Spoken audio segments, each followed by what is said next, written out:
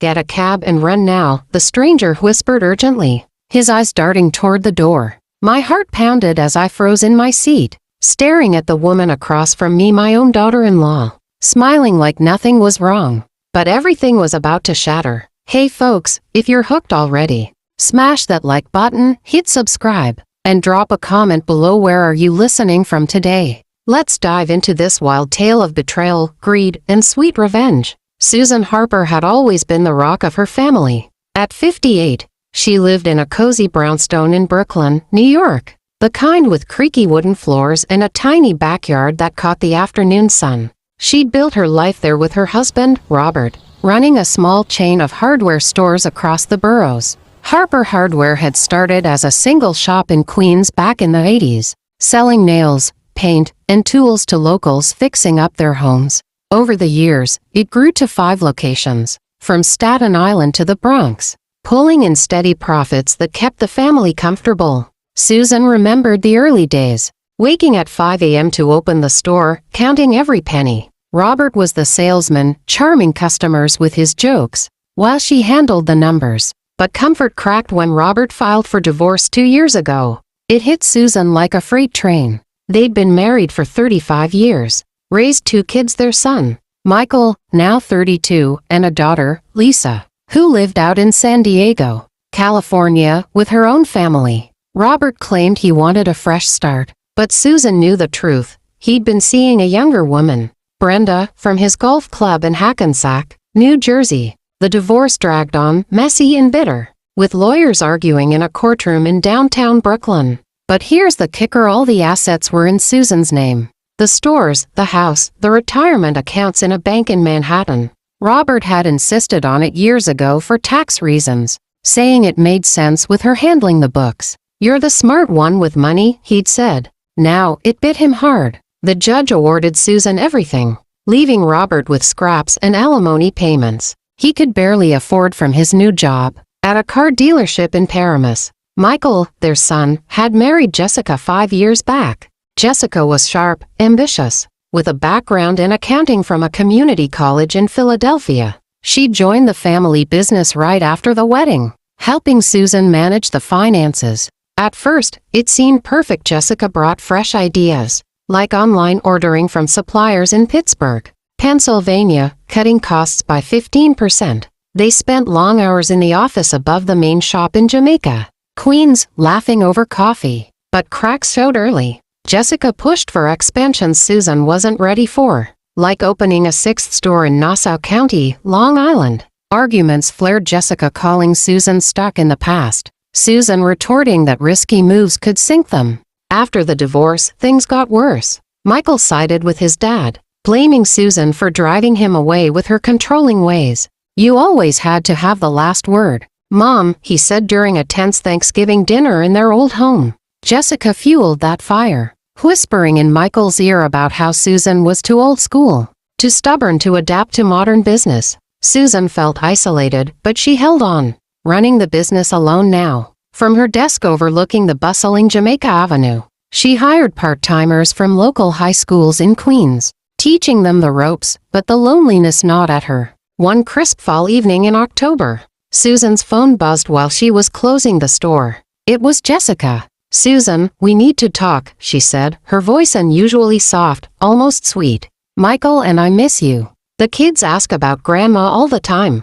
Let's have dinner, clear the air. Just us girls, no drama. How about that Italian place in Manhattan, Giovanni's on West 44th Street? Tomorrow night, 7 p.m. My treat. Susan hesitated, standing in the dim light of the store, shelves stocked with hammers and screws. Reconciliation. After months of silence, nasty emails about the divorce, settlement where Jessica accused her of hoarding the family wealth, but hope flickered in her chest. Maybe they could fix things for the grandkids' sake. Little Emma, Fer, and baby Jack, just turned 1, who smiled every time Susan held him. Okay, Jessica. See you there, Susan said, her voice steady but her heart racing with a mix of doubt and excitement. The next day dragged like molasses. Susan picked out a simple black dress from her closet, something she'd worn to family dinners before everything fell apart. She took the subway from Brooklyn to Midtown, The F train rattling under the East River, crowded with commuters heading home. Her mind wandered to better times, summers at Jones Beach on Long Island, barbecues in the backyard. Giovanni's was cozy, nestled between theaters in the theater district, with red checkered tablecloths and the smell of garlic bread wafting from the kitchen. Candles flickered on tables, casting warm glows. Jessica was already there, waving from a corner booth, a bottle of Chianti open on the table. "Susan, you look great," Jessica said, hugging her awkwardly, her perfume too strong. They sat, ordered appetizers, bruschetta for sharing, then mains, pasta primavera for Susan, veggie-packed and light, lasagna for Jessica, cheesy and heavy. Small talk flowed. How Emma was doing in preschool in Astoria, the weather turning cold, how the Yankees were pushing for the playoffs this season. Jessica even laughed at Susan's joke about traffic on the Brooklyn Bridge. But Susan sensed something off. Jessica's smiles were too tight, her eyes flicking to the door every few minutes, like she was expecting someone. As the waiter cleared the plates, a busboy, a young guy, maybe 20, with a name tag reading Marco and an accent from somewhere in the Bronx, leaned in close while refilling water. His whisper was barely audible over the clink of dishes and chatter from nearby tables. "Ma'am, get a cab and run now. 2 guys outside waiting for you. Your friend here set it up." Susan's blood ran cold. She stared at Marco, then at Jessica, who was checking her phone, oblivious or pretending to be. "What?" Susan mouthed, her pulse thundering in her ears. Marco nodded subtly toward the exit, his face pale. "I overheard her on the phone earlier in the break room. Said to make it look like a mugging. Go now, before they come in." Heart hammering, Susan grabbed her purse under the table. I need the restroom," she stammered to Jessica, forcing a smile. "Be right back." Jessica nodded. "Take your time." Instead, Susan bolted for the kitchen door, weaving through waiters carrying trays of steaming pasta. "Back exit." She gasped to a cook flipping garlic in a pan. He pointed to a door marked employees only, and she burst into the alley, the cool night air hitting her face. Trash bins lined the walls, and she ran to the street, hailing a yellow cab on 44th Street. "Brooklyn fast," she told the driver, a guy with a thick Queens accent. Tires screeched as it sped away, weaving through traffic toward the FDR Drive. Susan's mind reeled. What the hell just happened? Was Jessica capable of this? And who were those men?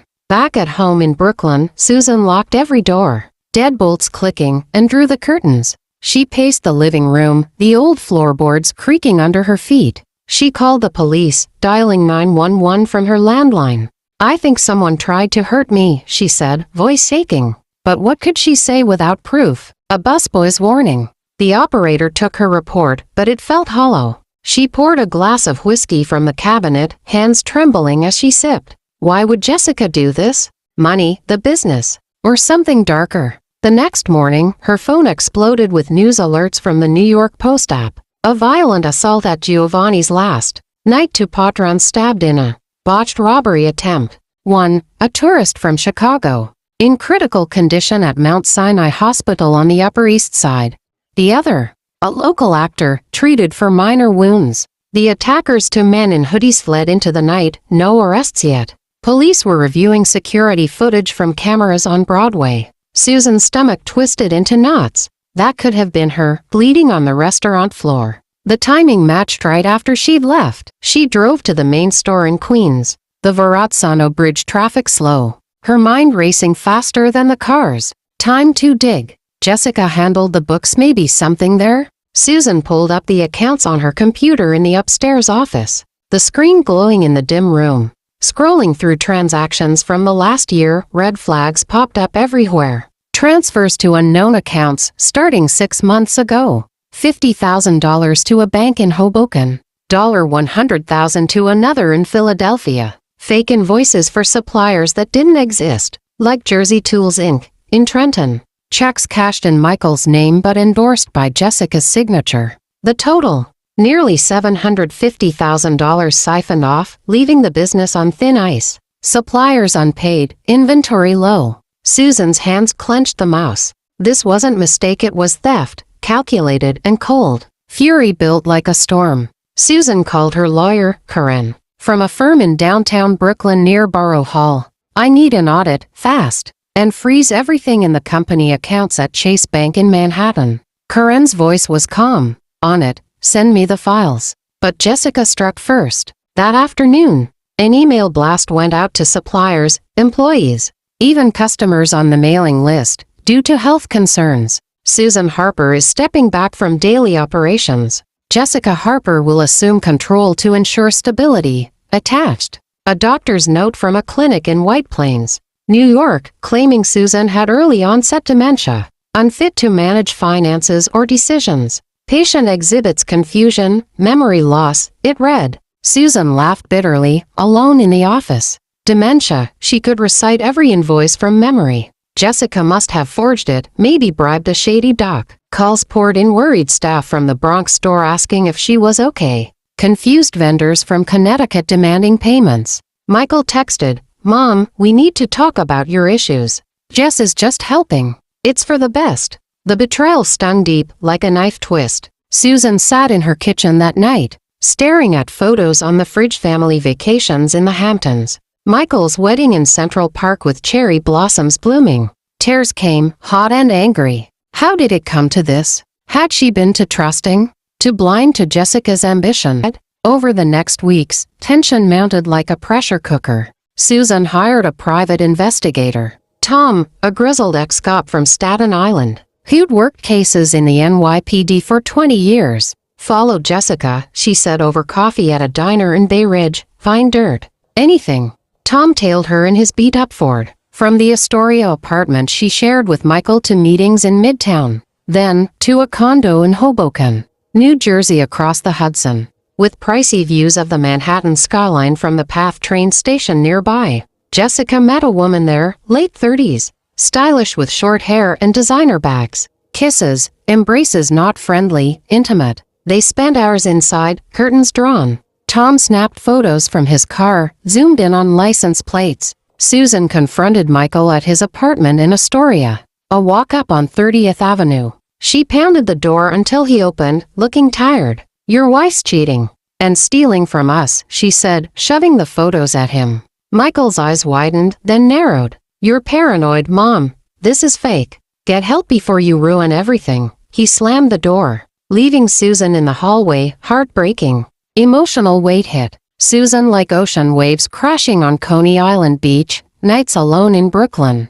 She cried, questioning her life. Had she been too hard on Robert during the marriage? Too controlling with the money? But no, this was greed, pure and simple. Jessica wanted it all. Then, a breakthrough. The woman from Hoboken called Susan anonymously, number blocked. "Meet me at Battery Park, by the Staten Island ferry terminal. Tomorrow, noon. I have info on Jessica that'll blow your mind." Susan went, nerves frayed, bundled in a coat against the wind. Off the Hudson River, tourists snapped photos of the Statue of Liberty in the distance. The woman Laura, a marketing exec who commuted from Philadelphia on the Amtrak, sat on a bench, nervous. "Jessica and I have been together for a year. She promised to leave Michael, start fresh with me in a new place. Maybe Miami. The money she's taking, it's for us." Laura handed over a folder. Bank statements from Wells Fargo showing the stolen funds funneled to an account in Laura's name for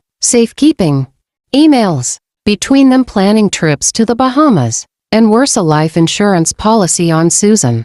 $1.5 million payout, taken out 3 months ago through a broker in Newark, New Jersey. Beneficiary, Jessica Harper. Susan's hands shook as she read. "Why?" Laura leaned in. "The restaurant. It was a hit. Jessica hired those thugs through a contact in the Bronx. Make it look like a random mugging gone wrong. She bragged about it after you left, said you'd be gone and the business hers. The insurance was the cherry on top." Susan's world spun. Attempted murder, for insurance and control. The emotional tension peaked. She felt violated, terrified, enraged. "Why tell me now?" Susan asked, voice trembling, the ferry horn blaring in the background. Laura sighed, eyes misty. "She dumped me last week over text. Said I was a liability, that the plan was off. I want revenge too. Take her down." Armed with evidence, Susan plotted her moves like a chess game. First, the cops and NYPD detectives at the Midtown precinct took her statement, reviewed the photos, the policy docs. "This is solid," the lead detective said. An arrest warrant issued for Jessica on charges of grand larceny, fraud, and conspiracy to commit murder. But Susan wanted more than jail. She wanted Jessica exposed. She called an emergency board meeting herself, Michael. Key managers from all stores at the Queen's office. Emails sent, time set for Friday morning. Jessica showed, smug in a pantsuit, coffee in hand. "What's this about, Susan? Your health issues making you forgetful." The room tensed. Susan laid it out, projecting bank records on the wall. "You've stolen $750,000. Affair with Laura, the insurance policy, and the hit at Giovanni's." Laura's texts flashed on screen graphic. Damning. Michael's face paled, draining of color. Managers gasped. Jessica's smugness cracked. "This is lies. You're crazy." She bolted for the door, but cops waited outside in the parking lot, sirens silent. Handcuffs clicked as they read her rights. Jessica screamed denials, thrashing. But evidence piled high like the skyscrapers in Manhattan. In court, at the Kings County Courthouse in Brooklyn, it all unraveled over months of hearings. Witnesses testified: Marco the busboy from Giovanni's, Tom the pie. Laura on the stand, tearful. Jessica's defense crumbled. She got 10 years for fraud and attempted murder at Rikers Island initially, then upstate. Michael, heartbroken, showed at Susan's door one rainy night. "Mom, I'm sorry." I believed her, tears mixed with rain. Susan hugged him, forgiving but firm. "We rebuild, but you learn to see the truth." She rebuilt the business, sold the underperforming Staten Island store, invested in online sales, partnering with Home Depot suppliers. Profits climbed. Robert, he slunk back, broke after Brenda left him, begging for help at a coffee shop in Jersey City. Susan turned him away. "Your mess, Robert, fix it." Now, Susan runs Harper Hardware stronger than ever, with grandkids visiting weekends, playing in the Brooklyn backyard. Life's twists taught her, trust, but verify. Family drama cuts deep, but revenge, it's the glue that mends. And that's the story, folks. Betrayal cut deep, but revenge was sweeter. What do you think? Could you forgive like Susan? Or would you go harder? Comment below, like if this kept you hooked through all the twists. Subscribe for more real-life inspired dramas. Where you tuning in from? See you next time.